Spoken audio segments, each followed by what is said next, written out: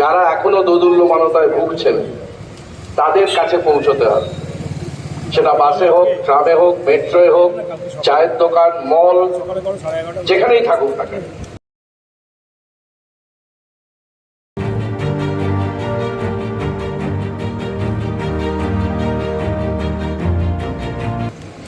এটাই আমাদের এখনকার সবচেয়ে জরুরি কাজ, কারণ সারা ভারত জুড়ে যে ছবি পাওয়া যাচ্ছে ষষ্ঠ দফার ভোট অব্দি, তাতে বিজেপি এবং তার সহযোগী দলেরা তারা 200 মানে অনেকে অনেক রকম ভাবে বলছেন।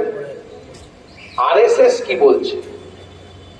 আরএসএস বলছে যে 210 থেকে 214 বেশি বিজেপি এবার পাবে না। এটা আরএসএস এর বলা, কিন্তু তাদের নিজস্ব যে ইন্টারনাল সার্ভে, সেই সার্ভেতে বলা কংগ্রেসের মহঙ্ক পাত্র তার ছেলে প্রিয়াম খাড়গে প্রথম এই কাগজটা জনসমক্ষে আনেন, এবং তারপর থেকে আজ প্রায় 1 মাস 20 দিন হয়ে গেল, এখনো পর্যন্ত না আরএসএস না বিজেপির থেকে কেউ কিচ্ছু বলেন। আরেকজন ভদ্রলোক যিনি আমি মনে করি যে কোনো গণতন্ত্রের পক্ষে খুব মারাত্মক, খুবই মারাত্মক, তার নাম প্রশান্ত কিশোর। তিনি 1 তারিখের ভোট মিটে যাবার পরে বললেন না, কিন্তু তিনি বলতে আরম্ভ করলেন ঠিক 3য় দফার ভোট থেকে তিনি বলতে আরম্ভ করলেন যে বিজেপি যা ছিল তা থাকবে এবং তার থেকে বেশি পাবে। কেন 1 তারিখের পরে বলছেন না? কেন এটা কেন 3য় দফার ভোট থেকে বলছেন? তার কারণ সারা ভারত জুড়ে মানুষ জোট বেঁধেছে। পশ্চিম বাংলায় এটা কিন্তু কোন দুটো দলের নেতারা জোট করেননি, এবারের জোটটা তা নয়। কিন্তু দুটো দলের নেতারা এসে জোট করলেন, তারপর তারা চলে গেলেন নিজের নিজের জায়গায়। না, তা হয়নি। এবার অধীর চৌধুরীর কেন্দ্রে মোহাম্মদ সেলিম ভোট দিচ্ছেন অধীর চৌধুরীকে, এবং মোহাম্মদ সেলিমের কেন্দ্রে অধীর চৌধুরী ভোট দিচ্ছেন। সারা ভারতে এখন একটা খুব চুপি চুপি কথা চলছে। আপনাদের কাছে মোবাইল আছে, আপনারা দেখে নেবেন যে সাউথে সাফ, নর্থে হাফ। এবং আপনারা যত রকমের ইউটিউবারদের কাছ থেকে আপনারা দেখতে পাচ্ছেন যে সাধারণ মানুষের কি অসম্ভব, এই যেটা পিকে বলার চেষ্টা করছিলেন, রাগ নেই সেই জন্য নাকি তারা সেটা ভোটে পরিণত হবে না। না, রাগ আছে, না পাওয়ার রাগ। এখানে যারা তৃণমূল করেন, আমি তাদের কাছে একটা ছোট্ট প্রশ্ন করব, 4000 টাকায় সংসার চলবে তো? চলে তো? 2010 সালে কেরোসিনের দাম কত ছিল? 20 টাকা। আজকে কত টাকায় কিনতে বাধ্য হচ্ছেন? এবং তাতে পশ্চিমবঙ্গ সরকার কিন্তু তার উপরে আবার একটা ট্যাক্স বসায়। এমন নয় যে আপনি তৃণমূল করেন বলে আপনাকে সেই ট্যাক্স থেকে ছাড় দিয়েছে। 30 লাখ চাকরির কথা বলেছিলেন, হ্যাঁ জানি না, মহামান্য আদালত প্রথমবার বলেছিলেন 46,000-এর চাকরি যাবে, এখন 23,000, আবার পরবর্তী ক্ষেত্রে শোনা গেল 35,000-এর চাকরি যাবে।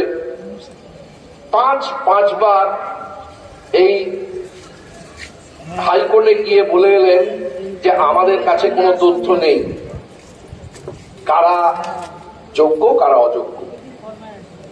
আর সুপ্রিম কোর্টে গিয়ে বলছেন না, আমাদের কাছে তথ্য আছে কারা যোগ্য কারা অযোগ্য। ভুলে যাচ্ছেন সিংহের গুহায় গিয়ে ঢুকে পড়েছেন। কিন্তু মুশকিল হলো যত রকমের দুর্বৃত্ত, তাদেরকে বাঁচানোর জন্য আমার আপনার ট্যাক্সের টাকা খরচা করে সুপ্রিম কোর্ট খরচা করা হচ্ছে কেন? সেটা তৃণমূলে যিনি আছেন, এখানে বিজেপিতে যারা আছেন, তাদের প্রত্যেকের ট্যাক্সের টাকা যাচ্ছে যে কতগুলো দুর্বৃত্তকে বাঁচানোর জন্য। এবং আমি আপনাদের বলছি, সবচেয়ে কম টাকা যিনি নেন এবারের এই যে 16ই জুলাইয়ের পরে হয়তো গোটা ক্যাবিনেটটাই জেলে চলে যাবে, 12 জন দাঁড়িয়েছেন, তার মধ্যে সবচেয়ে কম টাকা নেন হাতে ব্রিফ ধরলে 2 লক্ষ টাকা, আর সবচেয়ে বেশি টাকা নেন যিনি মাথা, তিনি পার ডে, এটা কিন্তু পার ডে 8 লক্ষ টাকা নেন। এবার 12 জনকে কত টাকা দেওয়া হচ্ছে আপনারা হিসাব করে দেখুন। প্রত্যেকটা সরকারের একটা ধ্যান ধারণা আছে যে সেই সরকার তারা এমন কোন জায়গায় বিনিয়োগ করবে, জনগণের টাকা তো। আশ্চর্যের বিষয় মাঝে মাঝে শুনি দিদির টাকা, দিদি টাকাটা পেলেন কোথা থেকে, ছাপছেন নাকি নিজেই? তো যাই হোক, সেই জনগণের টাকা সেটা যখন বিনিয়োগ করা হবে তার বদলে কিছু সামাজিক উন্নয়ন হবে। দুর্গাপুজোয় ক্লাবে 222 কোটি টাকা যে উনি খরচা করলেন, সেটাতে কি সামাজিক উন্নয়ন হলো? যারা তৃণমূল করেন আমি তাদের কাছেও প্রশ্ন করছি, আপনার জীবনের কোনো সুরাহা হয়েছে কি? আর সবচেয়ে মজার কথা, আপনি ভাবছেন বিজেপির হাত থেকে বাঁচবো বলে তৃণমূলে ভোট দিচ্ছেন, তৃণমূলের কিছু মানুষ তারা ভাবছেন মানে অত্যাচারের হাত থেকে বিজেপিতে ভোট দেবো, অথচ আপনি নিশ্চিত নন ভোটে জেতার পরের দিনই তিনি তৃণমূলে চলে যাবেন কিনা বা বিজেপিতে চলে যাবেন কিনা। এক অদ্ভুত অবস্থা। কুণাল ঘোষ তাদের মুখপাত্র, তিনি চিৎকার করে বলতে আরম্ভ করলেন যে সারদার সব টাকা খেয়েছে এবং বেনিফিশিয়ারি হচ্ছেন এই মমতা ব্যানার্জি ইত্যাদি ইত্যাদি, আবার তাকেই মুখপাত্র করে এনে বসাতে পারে। তিনি বলছেন এই উত্তর কলকাতায় নাকি বিজেপির 2টো ক্যান্ডিডেট, একটা হচ্ছে তাপস রায় আর একজন জানেন, তিনি বলছেন। তো মজার কথা হচ্ছে যে আমাদের যেটা এই মুহূর্তের কাজ, এই কথাগুলো, এই প্রত্যেক দিনের কথাগুলো, এই মুহূর্তে আর আমাদের কোনো কাজ নেই। একটাই কাজ আছে, আত্মীয় স্বজন বন্ধু বান্ধব আপনার হাতে কর্মসূচিটা রয়েছে, সেই কর্মসূচিটা নিয়ে তাদের সঙ্গে ধীরে ধীরে তর্কে ঢুকুন, ধীরে ধীরে। মনে রাখবেন আরএসএস সে গোটা ভারতবর্ষ জুড়ে তার শেকড় বাকড় চালাতে পেরেছে একটাই মাত্র কারণে, আপনারা তার নাম জানেন, প্রচারক। আপনারা যদি মানুষের প্রচারক না হন তাহলে মানুষ বাঁচবে না, সংবিধান বাঁচবে না, এ দেশটা বাঁচবে না। এই দেশটাকে বাঁচানোর জন্য বাম কংগ্রেস যেখানে যেখানে আছে, দেখুন মোদী কিন্তু প্রথমবার এসেই বলেছিলেন তার একমাত্র উদ্দেশ্য হচ্ছে বাম এবং কংগ্রেস মুক্ত ভারত, এবং আরএসএস ঘোষিত শত্রু হিসেবে বলে কমিউনিস্টরা হচ্ছে, এবং আপনারা মোদীর মুখেও শুনেছেন सबसे खतरनाक है ये वामपंथियों, सबसे खतरनाक है। क्यों खतरनाक है? তার কারণ এরা যুক্তি দিয়ে বুদ্ধি দিয়ে মানুষকে বলবে যে কোথায় চুরি হচ্ছে, কোথায় আপনাকে মিথ্যে কথা বলা হচ্ছে, কোথায় বলা হচ্ছে না। এবং আজকের তারিখে একটা জিনিস প্রমাণিত হয়ে গেছে যে যদি এডিআর এবং সিপিআইএম তারা দুজনে যদি আজকে মামলা না করতেন তাহলে আমরা বুঝতে পারতাম না কোথায় কে কত টাকা চুরি করেছে, বিনিময়ে কি কি দিয়েছে। যে ওষুধটার দাম আমার এখানে তোলা আছে, যে ওষুধটার দাম আপনারা জীবনদায়ী ওষুধ কিন্তু অধিকাংশ বয়স্ক লোকের লাগে, 80 টাকা 75 পয়সা দিয়ে কিনতেন, সেই ওষুধটা এই 35টা ওষুধ কোম্পানির কাছ থেকে টাকা নিয়েছে। সেই ওষুধটা আজকে আপনাকে 170 টাকা 25 পয়সা দিয়ে কিনতে হচ্ছে, ঠিক কেরোসিনের মতো করে। ভাবুন, আজকে আপনাকে যে দুধটা, দেখুন ওই কে কোন নেতা টাকা খেলো না খেলো তাতে আমাদের জীবনে তার কোনো প্রভাব থাকে না, কিন্তু এবার পরিষ্কার হয়ে গেছে প্রভাব আছে। আপনার বাড়ির দুধের দামটা এই তৃণমূল সরকার তারা ইলেকট্রাল বন্ডে টাকা খেয়ে বাড়িয়ে দিয়েছে। আজকে আপনি যে বিদ্যুৎ কেনেন, সেই বিদ্যুতের দাম ইলেকট্রাল বন্ডে আসার পর 3 গুণ বেড়ে গেছে।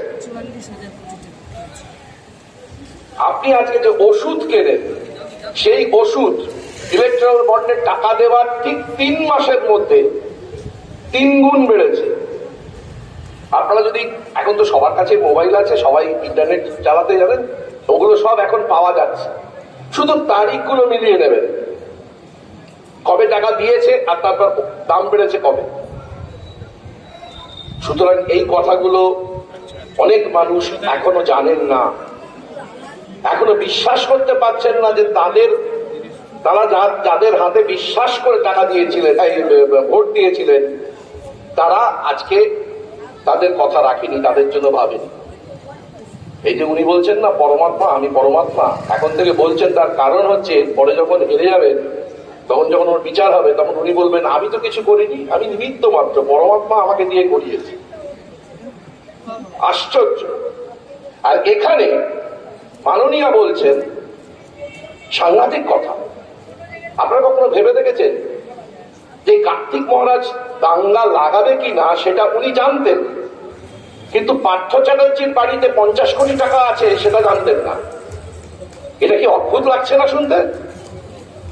কিন্তু কেন হঠাৎ করে কেন আক্রমণ করছেন রামকৃষ্ণ মিশনের মতো একটা প্রতিষ্ঠানকে, যার কয়েক লাখ ভক্ত? কেন করছেন?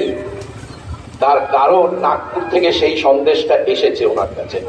বাংলা থেকে যা লুজ করছেন ওনারা উত্তর ভারতে, উড়িষ্যা এবং বাংলা থেকে সেই সিটগুলোকে ওনারা চাইছেন। সেই সিটগুলো লক্ষ্য করে দেখুন, কখন থেকে এটা শুরু করলেন? ঠিক চতুর্থ দফার পর থেকে, যাতে এই তথাকথিত হিন্দু ভোটগুলো একত্রিত হয়ে বিজেপির ঘরে যায়। আর কোনো কারণে কিন্তু উনি করছেন না। উনি জানেন না কার্তিক মহারাজকে, উনি জানেন না রামকৃষ্ণ মিশনের যিনি এখন প্রধান, তিনি কে, তারা কি করে, সব জানেন। ব্যক্তিগত স্তরে যোগাযোগ রয়েছে। কিন্তু ওই যে সমস্যা, যাকে উনি ভাইপো বলে পরিচয় দেন, পরিচয়ই দেন ভাইপো বলে, তাকে বাঁচাতে হবে। তার সবচাইতে ট্রাস্টেড যারা একদম ডান হাত বাঁ হাত ছিলেন তাদেরকে জলাঞ্জলি দিয়েছেন, কিন্তু এই ভাইপো বলে যাকে পরিচয় দেন, তার বাড়ির সামনে একটা মাইন্ড সুইপার রয়েছে। আমার ব্যাপার বোঝাবেন মাইন্ড সুইপার কি করতে লাগে? তারা সাংসদ, মাস্তানি দেখাচ্ছেন। তিনি এখান থেকে কলকাতা থেকে ডায়মন্ড হারবার যাচ্ছেন হেলিকপ্টারে চড়ে, মাস্তানি দেখাচ্ছেন। সুতরাং আমাদের যেটা বলার সেটা হচ্ছে যে এখন থেকে শুধু যেটা করতে হবে সেটা হচ্ছে সাধারণ মানুষকে জানাতে হবে যে আমরা বদলে কি দেব। আপনাদের হাতের কাছে ইশতেহার আছে, ইশতেহারগুলো ভালো করে পড়ুন। এই 3টে দিন সাধারণ মানুষের কাছে গিয়ে বলুন বামেরা এই দেবে এবং কংগ্রেস এই দেবে। দেখুন মানুষ কিভাবে রিয়াক্ট করে, দেখবেন পাল্টে গেছে, সে ভাবতে বসেছে। এটাই এখন আমাদের কাজ। বদলে কি দিচ্ছে কংগ্রেস এবং বামফ্রন্ট? কারণ আপনারা এখানে যদি প্রদীপটাকে জয়ী করেন, কংগ্রেসের হাত শক্ত হবে, এবং একই সঙ্গে সঙ্গে আপনার পাশে আশপাশে যতগুলো এলাকায় বামপন্থীরা আছেন তাদের যদি জয়ী করেন, তাহলে সংসদে তথাকথিত বিকল্প অর্থনৈতিক ভাবনা এবং বিকল্প রাজনৈতিক ভাবনার প্রবল, একটা কথা আপনাদের জানিয়ে রাখি, কেবল কেরল বা ত্রিপুরা বা পশ্চিমবঙ্গে বামপন্থীরা লড়ছেন না, কিন্তু যারা খবর রাখেন তারা জানেন বিহারের লেনিনগ্রাদ, বেগুসরাই থেকে শুরু করে তামিলনাড়ুর স্টালিনগ্রাদ পর্যন্ত প্রচুর সংখ্যক এবার আগের বারও দিয়েছিলেন, কিন্তু এবার আরো বেশি সংখ্যক বামপন্থীদের ভোটে লড়ার উপস্থিতি এবং সেটা জেতার উপস্থিতি। তার কারণ মানুষ দুটো জিনিস বুঝে গেছেন। যেমন এখানকার মুসলিমরা বুঝে গেছেন যে মুয়াজ্জিম টাকা পাচ্ছে, তাতে আমার কিছু হচ্ছে না। মতুয়ারা যেমন বুঝে গেছেন যে খুঁড়োর কল সামনে ধরে দিনের পর দিন আমাদের ছোটানো হয়েছে, কিন্তু কিচ্ছু হয়নি, কিচ্ছু পাইনি। আজকে সিএএ নিয়ে এত কথা বলছেন উনি, কে প্রথম সিএএ নিয়ে কাগজপত্র ছুঁড়ে মেরেছিলেন? সেই ঝড়ে মাফ করবেন, যাতে টাকা না পাঠানো হয়, চিঠি দিয়ে মুখ্যমন্ত্রীকে বলেছিলেন যে বামেরা আসলে নিজেদের কেডারদের জন্য টাকা তুলছে, এই টাকা ওদের দেবেন না, ত্রাণের টাকা দেবেন না। চিঠি আছে, তাদের কাছে চিঠি আছে। এরকম অজস্র প্রশ্নের উত্তর নেই, কিন্তু আপনাদের কাছে একটা উত্তর আছে, সেটা হলো যদি বামেরা সংসদে যায় তাহলে আপনাদের অধিকার ছিনিয়ে আনবে। এটা 15 বছর ধরে প্রমাণ করে দিয়েছেন বাম সংসদেরা। এই যে 15টা বছর ধরে চোখের সামনে আঙুল দেখিয়ে বলেছিলেন যে আমরা বলছি না যে বিলগুলোকে উইথড্র করো, আমরা বলছি তার দায়িত্ব নাও। তার কারণ উপাল চোখের সামনে।